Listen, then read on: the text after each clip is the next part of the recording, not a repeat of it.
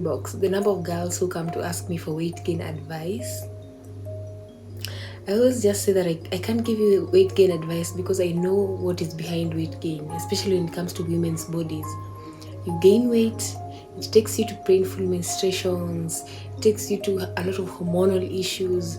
Why would you want to deal with that? And I know you don't want to deal with that. It's just that right now you don't have that information and you don't know how bad it is on that side, because when you get there, it's now an extensive problems of fibroids, PCOS, and even to the extremes of breast cancer. So sometimes when I ask someone, why do you want to gain weight? They tell me I'm not comfortable in my body. And most of the time utapata ni mtu tu amepewa ka comment flani, maybe ameambiwa umekonda, or you're too slim, you're skinny. I see there's some people who are so sensitive to that, and I used to be like that until I accepted myself. And when you find that those words are hurting you to a point where now you want to start feeding yourself, binge eating, now you want to start taking that appetite medicine so that you can eat. Ukiona umefika hapo, jua now you need to start on a self-love journey. Leave that weight gain journey and jump straight to self-love journey, because utafika pale mbele, you'll gain that weight, you'll get that fat body that you want to keep. Probably maybe it's your partner who told you you're too thin, to keep him warm, but in the next five years you will not be their type, because you'll be fat, you'll be sick, you'll be taking all the money to the hospital because you have a lot of reproductive problems. So self-love starts with accepting yourself the way you are.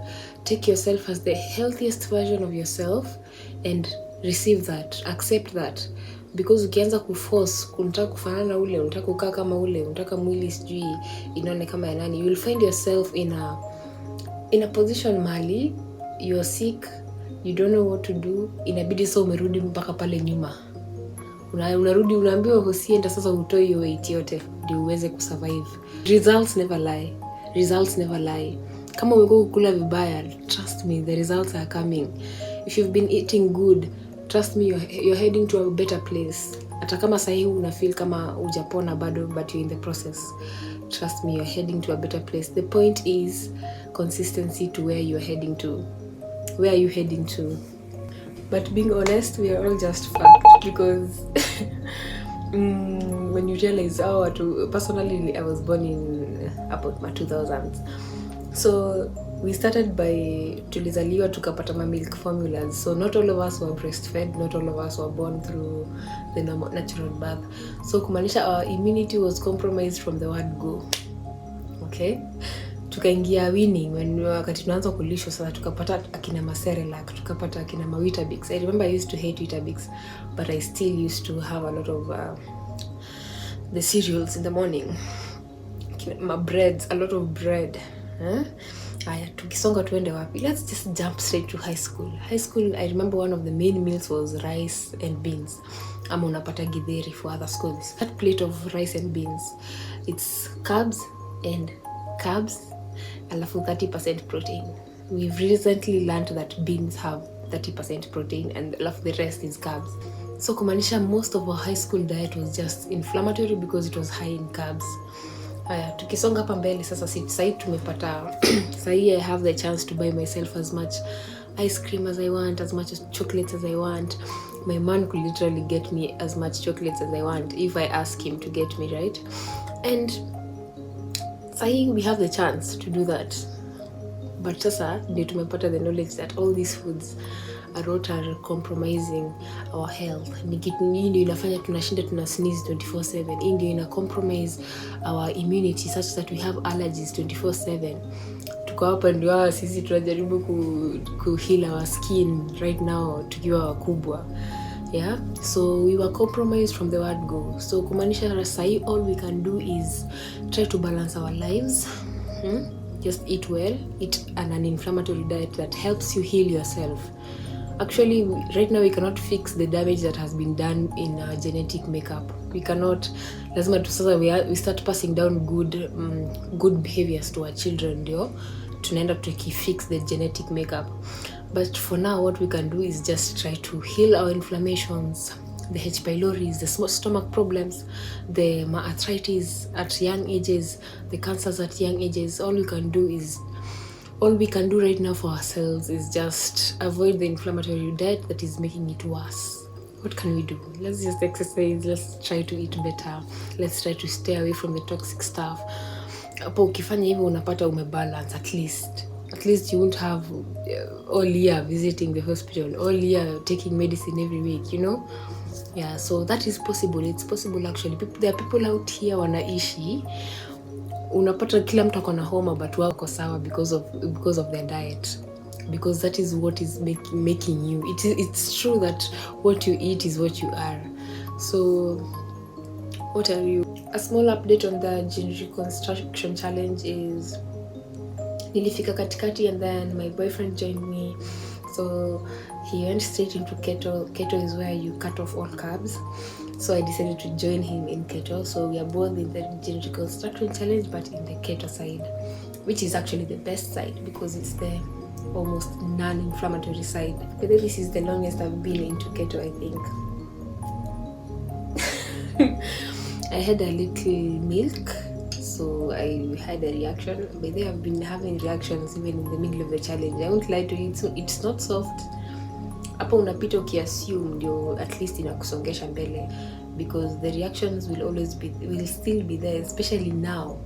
Unapata uko na warfare, you feel like giving up. Oh my god, it's not as soft as maybe someone might think. It's something you have to prepare yourself psychologically for. You need to prepare for the change.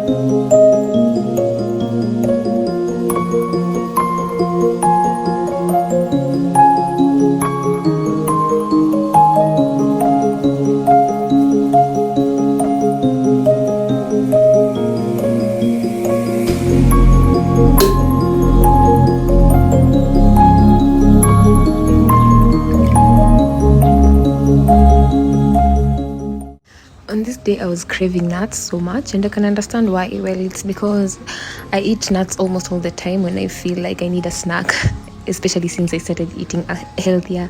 So it's backed up by the science that most of the what you eat most is what you will crave most, because you form the microbiota in your gut that digests that food that you eat most.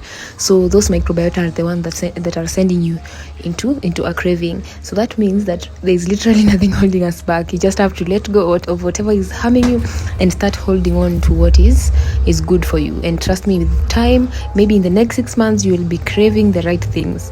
You will not be craving things like sugar that are actually harming your health.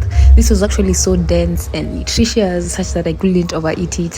1 year ago, I didn't know that I would literally despise store-bought sugar products, but I'm happy that I've created a family of microbiota that are helping me eat the right things and crave the right things.